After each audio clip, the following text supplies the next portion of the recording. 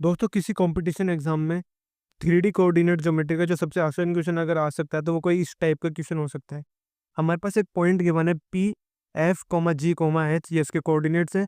और इस पॉइंट से हमने पी एल और पी एम परपेंडिकुलर बनाया है किस पे, वाई जेड प्लेन पे और जेड एक्स प्लेन पे। तो हमें जो प्लेन बनेगा ओ एल एम, इसकी इक्वेशन यहाँ पर फाइंड आउट करनी है। ओ हमारा क्या है, ओरिजिन है यहाँ पर। तो देखिए इस क्वेश्चन को कैसे सॉल्व करेंगे। सबसे पहले हमारे पास जो पॉइंट वो है वो कितना है, पी एफ कोमा जी कोमा एच है। तो हम क्या करेंगे, जो वाई जेड प्लेन होता है उसके ऊपर जो प्रोजेक्शन लेंगे, तो उसमें क्या होगा, वाई जेड प्लेन पे एक्स की वैल्यू जीरो होगी। तो हम क्या करेंगे, जो एक्स कोऑर्डिनेट है उसको जीरो कर देंगे।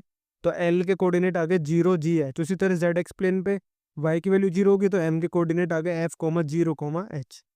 तो ये दोनों एल और एम की वैल्यू आ गई। और ओरिजिन के कोऑर्डिनेट्स हमें पता ही है, जीरो कोमा जीरो होता है। तो यहाँ पर इसको मान लेते हैं x two y two z two, इसको मान लेते हैं x three y three z three, और ओरिजिन को मान लेते हैं x one y one z one. मतलब इसकी तो वैल्यू हो जाएगी zero comma zero comma zero. अब देखो, अगर हमारे पास किसी प्लेन के 3 पॉइंट्स गिवन हो, x one y one z one, x two y two z two और x three y three z three, तो प्लेन की इक्वेशन क्या होती है, इस डिटर्मिनेंट के बराबर होती है। और इस डिटर्मिनेंट की वैल्यू को अगर जीरो के इक्वल पुट कर दिया जाए तो प्लेन की इक्वेशन आ जाएगी। तो अब यहाँ पर हम ये वैल्यूज पुट कर देंगे। X one y one z one तो ओरिजिन है, और x two y two z two L के बराबर है, और x three y three z three हमारे पास एम के बराबर है। तो ये सारी वैल्यूज मैंने लिख दी डिटर्मिनेंट की, और इक्वल में क्या कर दिया, जीरो यहाँ पर पुट कर दिया। इसे सॉल्व कर लेंगे हमारे पास।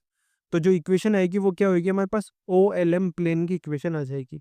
तो ये हो जाएगा G H x plus F H y minus हो जाएगा ये एफ जी जेड। अब इसमें क्या करेंगे, हम एफ जी एच से यहाँ पर डिवाइड कर देंगे, तो ये हो जाएगा x by F plus y by G minus G by H. तो ऑप्शन बी इस क्वेश्चन का करेक्ट आंसर हो जाएगा। यहाँ पर हम इस तरह से इसे सोल्व कर सकते हैं। सबसे पहले हमने क्या करा, एल पॉइंट के कोऑर्डिनेट्स निकाल लिए और एम पॉइंट के कोऑर्डिनेट्स निकाल लिए। एक बार वापस समझ लीजिए, जो एल पॉइंट है वो किस पर लाई कर रहा है, वाई जेड प्लेन के ऊपर लाई कर रहा है। तो उसके कोऑर्डिनेट्स कितने हो जाएंगे, एक्स की वैल्यू जीरो हो जाएगी, तो हो जाएगा जीरो कोमा जी कोमा एच।